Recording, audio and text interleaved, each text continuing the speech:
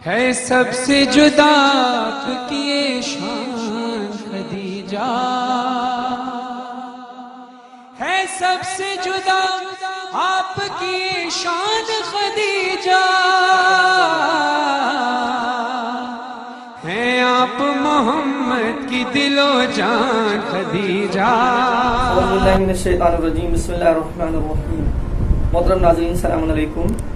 میں سب سے پہلے آپ تمام حضرات کو رسول گرامی اسلام صلی اللہ علیہ وآلہ وسلم اور حضرت خدیجہ سلام اللہ علیہا کے عقد کی مبارکباد پیش کرتا ہوں، بلکہ پوری امت مسلمہ کو تبریک و تہنیت پیش کرتا ہوں ان کے ماں باپ کی شادی کی سالگرہ پر، اس لیے کہ نبی کریم صلی اللہ علیہ وآلہ وسلم اس امت کے باپ ہیں اور بحکم قرآن جناب خدیجہ سلام اللہ علیہا اس امت کی پہلی ماں ہیں، اور نہ صرف یہ کہ آپ پہلی ماں ہیں، ام المؤمنین ہیں، بلکہ آپ پہلی خاتون اسلام بھی ہیں، کیونکہ خواتین میں سب سے پہلے آپ رسول گرامی اسلام صلی اللہ علیہ وسلم پر ایمان لائیں۔ یہ بات تاریخ میں مسلم۔ آئیے تاریخ کی روشنی میں دیکھیں کہ رسول اسلام صلی اللہ علیہ وسلم اور جناب خدیجہ سلام اللہ علیہ کی شادی کا پس منظر کیا ہے، یہ عقد کیسے منعقد ہوا۔ تو ہمیں تاریخ میں ملتا ہے کہ حضرت خدیجہ سلام اللہ علیہ جو کہ عرب کی ایک مالدار خاتون تھی، اسی وجہ سے آپ کو ملکۃ العرب کہا جاتا تھا، یعنی عرب کی ملکہ تھیں آپ، اور آپ مالدار خاتون ہونے کے ساتھ ساتھ ایک بہترین تاجرہ بھی تھی۔ چنانچہ رسول گرامی اسلام صلی اللہ علیہ وآلہ وسلم کی عمر مبارک کا جب تقریباً 25واں سال آیا تو آپ کے چچا حضرت ابو طالب علیہ السلام نے آپ کو مشورہ دیا کہ آپ جناب خدیجہ کے ساتھ ایک عقد مضاربہ کریں۔ عقد مضاربہ ایک اسلامک ٹرم ہے جس کے اندر یہ ہوتا ہے، جیسے آج کے دور میں ایک بزنس پارٹنرشپ ہوتی ہے جس کے اندر مال کسی شخص کا ہوتا ہے اور کام کرنے والا، بزنس کرنے والا کوئی اور شخص ہوتا ہے، اور ان کے درمیان یہ کانٹریکٹ ہوتا ہے کہ جو بھی پروفٹ ہوگا اس کو پرسنٹیج کے اعتبار سے آپس میں ڈیوائڈ کریں گے۔ جناب خدیجہ سلام اللہ علیہ جو پہلے بھی کسی ایک معاملے میں نبی گرامی اسلام صلی اللہ علیہ وسلم کے ساتھ معاملہ کر چکی تھی اور ان کو پہچانتی تھیں، آپ تیار ہو گئی اس کانٹریکٹ پر، اور آپ نے اپنا مال رسول گرامی اسلام صلی اللہ علیہ وسلم کے حوالے کیا، اور ایک تجارتی قافلہ جو شام جانے والا تھا اس کے لیے آپ نے پیسہ انویسٹ کیا۔ عرب میں اس وقت تجارتی قافلے شام جایا کرتے تھے اور وہاں سے تجارت کرتے تھے۔ ادھر جناب خدیجہ سلام اللہ علیہ اتنی بابصیرت خاتون تھی کہ انہوں نے گزشتہ کتابوں میں آخری نبی کے بارے میں پڑھ رکھا تھا اور اس کی نشانیاں پڑھی ہوئی تھی، اور شاید یہودیوں اور عیسائیوں نے بھی جو نشانیاں بیان کی تھیں ان کا علم تھا، اور آپ نے نبی کریم صلی اللہ علیہ وسلم کے ذات میں اور ان کے وجود میں ان نشانیوں کی جھلک دیکھی تھی، لیکن آپ اور زیادہ مطمئن ہونا چاہتی تھی۔ چنانچہ جب آپ نے کانٹریکٹ کیا تو ساتھ میں اپنے غلام، جس کا نام تاریخ نے لکھا ہے میسرہ، اس کو نبی گرامی اسلام صلی اللہ علیہ وسلم کے ہمراہ کیا کہ جاؤ اور جا کر کے اس سفر تجارت کے دوران نبی گرامی اسلام صلی اللہ علیہ وسلم کے اوپر نظر رکھو اور ان کے ہر ایک کام کو غور سے دیکھنا، ان کے طور طریقے پر نظر رکھنا، وہ کیسے تجارت کرتے ہیں، کیسے لوگوں سے گفتگو کرتے ہیں، کس انداز سے لوگوں کے ساتھ پیش آتے ہیں، اور ان کے عادات و اطوار، اخلاق و کردار کیا ہیں۔ میسرہ رسول اسلام صلی اللہ علیہ وسلم کے ساتھ ہوا اور پورے راستے آپ کو واچ کرتا رہا، اور اس نے بہت دقت نظر کے ساتھ آپ کے ایک ایک عمل کو دیکھا، اور یہاں تک اس نے کچھ معجزات بھی آپ کی ذات بابرکت سے صادر ہوتے ہوئے دیکھے۔ اور یہ سب کچھ دیکھنے کے بعد رسول گرامی اسلام صلی اللہ علیہ وسلم کے سفر تجارت کے ختم ہونے کے ساتھ وہ واپس آ گیا۔ اس تجارت میں نبی کریم صلی اللہ علیہ وسلم کے دست مبارک سے جناب خدیجہ سلام اللہ علیہ کو بہت فائدہ پہنچا، مادی فائدہ، اور ساتھ میں اب میسرہ نے وہ ساری رپورٹ پیش کی، اور جب بتایا آپ نے رسول گرامی اسلام صلی اللہ علیہ وسلم کے بارے میں اور آپ کی شخصیت کے بارے میں، تو اب یہاں سے جناب خدیجہ سلام اللہ علیہ کہ جن کی عمر اس وقت تقریباً 40 سال ہو چکی تھی، آپ متاثر ہوئیں، اور اس حد تک متاثر ہوئیں کہ ابھی تک وہ خاتون جس نے عرب کی نامور شخصیتوں اور مالدار شخصیتوں کے پیغام ٹھکرا دیے تھے. چنانچہ تاریخ میں ملتا ہے کہ عقبہ بن ابی معیط، ابو جہل ملعون، ابو سفیان، ان سب لوگوں نے اور اس طرح کے لوگوں نے جناب خدیجہ کے پاس پیغام بھیجا تھا شادی کے لیے، مگر ان سب کو آپ نے ٹھکرا دیا تھا. ایسا لگتا تھا جیسے آپ کسی اور کی منتظر ہوں، کسی اور کی تلاش میں ہوں، کسی اور کی جستجو میں ہوں. اور اب جب میسرہ نے آ کے وہ رپورٹ دی تو آپ کو آپ کی دیرینہ آرزو مل گئی ہو. اور پھر جب آپ کو اندازہ ہو گیا کہ یہ کوئی معمولی شخصیت نہیں ہے، یہ آنے والے وقت میں ہو نہ ہو نبی یا رسول ہو سکتے ہیں، چنانچہ آپ نے کسی ذریعے سے اپنی شادی کی خواہش کو رسول گرامی اسلام صلی اللہ علیہ وسلم تک پہنچایا. لیکن ادھر نبی گرامی اسلام صلی اللہ علیہ وآلہ وسلم جو یہ دیکھ رہے ہیں کہ مالی اعتبار سے میں کمزور ہوں، اس لیے کہ آپ کے پاس مال دنیا میں ایسا کچھ نہیں تھا، اور ادھر جناب خدیجہ سلام اللہ علیہا کی مالی حیثیت مجھ سے کہیں زیادہ بلند ہے، لہٰذا آپ نے پہلے انکار کر دیا. اب آپ دیکھیں دونوں طرف سے جو رشتہ ہو رہا ہے، اندازہ ہوتا ہے کہ یہاں مال بنیاد نہیں ہے، اس لیے کہ اگر مال بنیاد ہوتا تو جناب خدیجہ سلام اللہ علیہا ان مالداروں کے رشتوں کو نہ ٹھکراتی، اور ادھر اگر مال شادی کی وجہ ہوتی تو نبی گرامی اسلام صلی اللہ علیہ وسلم پہلی فرصت میں اس شادی کے لیے بخوشی راضی ہو جاتے. جیسا کہ آج آپ دیکھیں جوان کیا کرتے ہیں، بعض جوانوں کا خیال یہ ہوتا ہے کہ مجھے ایک مالدار خاتون سے شادی کرنی، ایک مالدار لڑکی سے شادی کرنی ہے. لیکن یہاں پر رسول گرامی اسلام صلی اللہ علیہ وسلم کی سیرت نے ہمیں بتایا کہ مال اور جمال تمہارے لیے شادی کا معیار نہ ہو، لہذا آپ نے انکار کیا اور بظاہر یہی عذر پیش کیا کہ ہمارا اور آپ کا مالی مرتبہ بہت فرق کرتا ہے، لہذا ہمارا اور آپ کا جوڑ نہیں ہے. یہاں پر جناب خدیجہ سلام اللہ علیہ کی بصیرت پر قربان جائے انسان، انہوں نے کیا خوبصورت جواب دیا.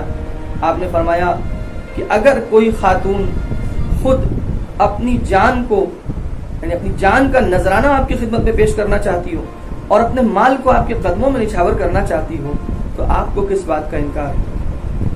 جب ادھر سے ایسا اصرار پایا اور ایسی رغبت آپ نے محسوس کی تو آپ نے اب بھی فیصلہ نہیں کیا، بلکہ آپ نے کیا کیا، آپ نے اپنے چچا حضرت ابو طالب علیہ السلام سے مشورہ کیا.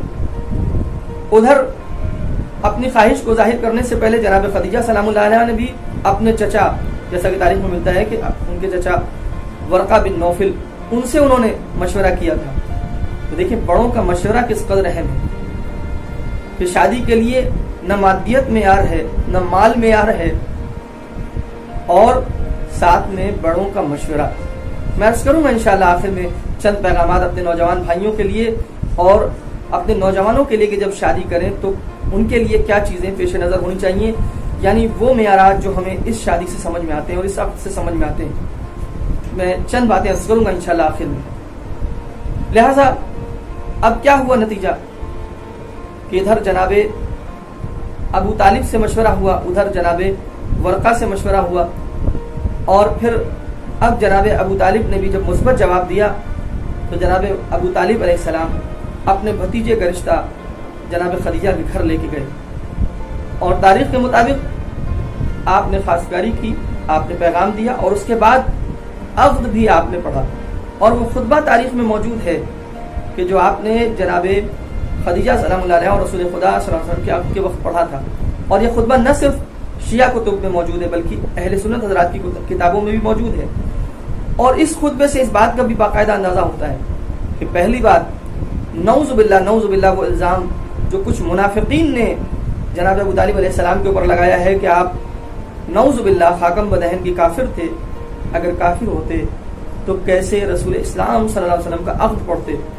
آپ میں سے کوئی اس بات کے لیے تیار ہے، کوئی ایک عام مسلمان اس بات کے لیے تیار ہوگا کہ اس کا عقد یا اس کے گھر والوں کا عقد کوئی کافر پڑھے؟ نعوذ باللہ. رسول گرامی اسلام صلی اللہ علیہ وسلم کیا اس بات کے لیے حاضر ہو سکتے ہیں؟ کبھی نہیں. اور پھر وہ خطبہ جو تاریخ میں ثبت ہوا ہے، بہترین خطبہ ہے، اس میں آپ کے ایمان کی دلیلیں موجود ہیں کہ آپ کا ایمان اللہ پر بھی تھا اور رسول اللہ صلی اللہ علیہ وسلم پر بھی تھا. لہذا آپ نے خطبے کو شروع ہی کیا الحمدللہ کہہ کر. ساری تعریفیں ہیں اللہ کے لیے جو اس طرح خطبے کا آغاز کرے کہ ساری تعریفیں اللہ کے لیے، یا بعض جگہوں میں ملتا ہے الحمد رب البیت، ساری تعریفیں اس گھر کے رب کے لیے ہیں کہ جسے جناب ابراہیم علیہ السلام نے تعمیر کیا ہے اور ان کے بیٹے جناب اسماعیل علیہ السلام نے اس میں مدد کی. اس طرح کے جملے ہیں. میں مضمون عرض کر رہا ہوں، کیا سمجھ میں آتا ہے اس سے؟ اور پھر اس کے بعد آگے آپ نے بہترین انداز میں بیان کیا کہ میرا بھتیجا وہ ہے کہ پورے قریش میں کوئی اس کے برابر نہیں ہو سکتا. nobody is equal to him، کوئی بھی اس کے برابر نہیں ہے. یہ باتیں کیا بتا رہی ہیں؟ آپ کے ایمان کی گواہی نہیں دیتی؟ یقیناً آپ کے ایمان کی گواہی دے رہی ہیں. اب تاریخ نے بتایا کہ آپ کا ایک مہر طے ہوا. مہر بھی کوئی زیادہ مہر نہیں تھا. بعض روایتوں میں ملتا ہے کہ جناب ابو طالب علیہ السلام نے اس مہر کی ذمہ داری لی اور 20 اونٹوں کی قربانی یا 500 درہم یا 500 دینار یہ مہر قرار پایا. اتنی عظیم خاتون کا عقد ہو رہا ہے، چاہیں تو اپنے اعتبار سے بڑی مہر کی رقم کا مطالبہ کر سکتی ہیں، مگر زیادہ مہر کا مطالبہ نہیں کیا. اور بعض روایتوں میں تو یہاں تک ملتا ہے کہ آپ نے جناب ابو طالب علیہ السلام سے عرض کیا کہ آپ صرف ولیمے کے لیے 10 اونٹوں کو قربان کرنے کا انتظام کیجیے، مہر کی ذمہ داری میں خود لیتی ہوں. ایک منفرد انداز کا رشتہ ہو رہا ہے. آپ غور کریں، اس رشتے میں وہ تمام سماجی روایتیں ٹوٹ گئیں. نہ یہ شادی مال و دولت کے لیے ہو رہی ہے، نہ پہلے سے کوئی محبت ہے، نہ یہ شادی مادیت کے لیے ہو رہی ہے، نہ یہ شادی کسی سیاست کے لیے ہو رہی ہے، بلکہ یہ شادی کردار و سیرت کی بنیاد پہ ہو رہی ہے. چنانچہ بالکل منفرد انداز اور تمام سماجی روایتوں کو توڑ دیا آپ نے. سماجی روایت کے مطابق لڑکی کی طرف سے خواہش ظاہر کرنا سمجھ میں آتا ہے نا. جب دیکھ لیا کہ اگر لڑکا ایسا ہو تو کوئی حرج نہیں ہے کہ لڑکی اپنی حیا کا پاس و لحاظ رکھتے ہوئے یہ خود خواہش ظاہر کرے. البتہ حیا کا پاس و لحاظ رکھتے ہوئے. عمر کا فرق ہے، لیکن ہاں اگر کردار ملتے ہوں، اگر ایک عالی مقصد پیش نظر ہو تو یہ عمر کا فرق بھی کوئی رکاوٹ نہیں بن سکتا. اس کے علاوہ آپ نے مہر کے لیے فرمایا کہ میں خود اپنا مہر ادا کروں گی اور میں اس کی ذمہ داری خود لیتی ہوں، مہر خود میرے ذمے. اسی وقت ایک قریش نے اعتراض کر دیا یہ کیسی شادی ہے کہ جس میں لڑکی خود اپنے مہر کی ذمہ داری لے رہی ہے. جناب ابو طالب علیہ السلام سخت ناراض ہوئے اور آپ یہ کہتے ہوئے کھڑے ہوئے. آپ نے فرمایا کہ اگر تو مردوں میں سے کوئی بیٹا میرے بھتیجے جیسا ہو تو عورتیں یہ خواہش کرتی ہیں کہ وہ خود اپنے مہر کی ذمہ داری لے کے اپنے آپ کو اس کی زوجیت میں دیں. لیکن ہاں اگر تم جیسے مرد ہوں تو کوئی عورت بغیر زیادہ مہر لیے ہوئے اس کی زوجیت میں آنا پسند نہیں کرتی. اور اس طریقے سے یہ عقد منعقد ہوا اور یہ عقد ہوا اور جناب خدیجہ سلام اللہ علیہا رسول گرامی اسلام صلی اللہ علیہ وسلم کی زوجیت میں آئیں. اور وہ عظیم خاتون اسلام کہ جن کے پاس اتنی مال و دولت ہے. جس لڑکی کے پاس مال و دولت ہو جب وہ سسرال آتی ہے تو اس کے اپنے نخرے ہوتے ہیں، ناز ہوتے ہیں، تکبر ہوتا ہے، غرور ہوتا ہے، مگر قربان جائیں جناب خدیجہ سلام اللہ علیہا کی سیرت پہ. جب آئی ہیں بیت الشرف تو آپ نے نبی گرامی اسلام صلی اللہ علیہ وسلم کی خدمت میں ارشاد فرمایا اور عرض کیا الی بیتک، اپنے گھر تشریف لے چلیں. فبیتی بیتک، میرا گھر آپ کا گھر ہے. وانا جاریتک، اور میں آپ کی کنیز ہوں. اور آپ نے پوری زندگی خدمت کی نبی کریم صلی اللہ علیہ وسلم کی اور اپنا سارا مال نبی کریم صلی اللہ علیہ وسلم کے قدموں میں ڈال دیا اور اسی مال سے آپ نے اسلام کو آگے بڑھایا، اسلام کی تعلیمات کو نشر کیا، مسلمانوں کے اوپر وہ سارا مال خرچ کیا. یہی تو وجہ ہے کہ تاریخ اسلام کی یہ دو عظیم شخصیتیں کہ جو محسن اسلام ہیں، جن کے احسان کی وجہ سے اسلام آگے بڑھا، ایک جناب ابو طالب علیہ السلام اور دوسرے جناب خدیجہ سلام اللہ علیہا. ان دونوں کے لیے سورہ زحا میں پروردگار عالم نے کیا ارشاد فرمایا؟ جناب ابو طالب علیہ السلام کے لیے ارشاد ہوا اعوذ باللہ من الشیطان الرجیم الم یجدک یتیما فآوی، اے میرے حبیب کیا ہم نے آپ کو یتیم پا کر آپ کو پناہ نہ دی؟ ظاہر ہے کہ اللہ اپنے کام اسباب کے ذریعے کرتا ہے. جب اللہ نے اپنے حبیب کو پناہ دی تو کس کے ذریعے سے دی؟ جناب ابو طالب علیہ السلام کے ذریعے دی. اور پھر ایک آیت چھوڑ کر کے اس کے بعد ارشاد فرمایا وَوَجَدَكَ عَائِلًا فَأَغْنَا، اور اللہ نے آپ کو جب فقیر و نادار پایا تو آپ کو غنی و مالدار بنا دیا. کس کے ذریعے غنی و مالدار بنایا؟ جناب خدیجہ سلام اللہ علیہا کے ذریعے. اللہ نے آپ کو مالدار بنایا. اور پھر جناب خدیجہ سلام اللہ علیہا کا یہی کردار تھا کہ آپ نے رسول گرامی اسلام صلی اللہ علیہ وسلم کے کردار کی وجہ سے آپ نے عقد کیا تھا، اور آپ کے کردار کو بھی رسول گرامی اسلام صلی اللہ علیہ وسلم نے دیکھا تھا. یہی وجہ ہے کہ آپ متاثر ہوئے تھے اور آپ نے ہاں کی تھی. سمجھ گئے تھے کہ یہ وہ خاتون ہے جو کسی کردار کی تلاش میں ہے، کسی سیرت کی تلاش میں ہے، کسی شخصیت کی تلاش میں ہے. اور پھر آپ نے وہ خدمات انجام دی اور اپنے آپ کو اس مقام تک پہنچایا کہ نبی گرامی اسلام صلی اللہ علیہ وسلم فرماتے ہیں کہ اے خدیجہ، اللہ روزانہ آپ کے وجود کی وجہ سے فرشتوں پر فخر کرتا ہے. اور بعض روایتوں میں ملتا ہے کہ اللہ نے آپ کے لیے تحفہ درود و سلام بھیجا. بس میں آخری ایک دو بات کہہ کر کے اور بات کو ختم کر رہا ہوں. اپنے نوجوان بھائیوں کے لیے اس عقد سے ہمارے لیے درس کیا ہے اور پیغامات کیا ہیں؟ چند باتیں جلدی جلدی. پہلی بات، مادیت کے معیاروں سے پرہیز کریں. مادیت سے پرہیز، مادی نگاہ سے پرہیز. مال و جمال کے لیے شادی نہ کریں، بلکہ کردار و سیرت کو پیش نظر رکھتے ہوئے شادی کریں. دینداری اور شرافت کو معیار بنائیں. دوسری بات، شناخت و آگہی ضروری ہے ایک دوسرے سے. جناب خدیجہ سلام اللہ علیہ نے کیوں میسرہ کو بھیجا؟ تاکہ نبی کریم کی اور شناخت حاصل ہو جائے. ادھر سے نبی کریم نے بھی جناب خدیجہ سلام اللہ علیہ کی جب شناخت حاصل کی تب یہ شادی کی ہے اور آپ نے ہاں کی. بڑوں سے مشورہ ضروری ہے، جس کی طرف میں اشارہ کر چکا ہوں. آج ماحول یہ ہو گیا ہے کہ بڑوں کی ضرورت محسوس نہیں ہوتی شادی کے لیے.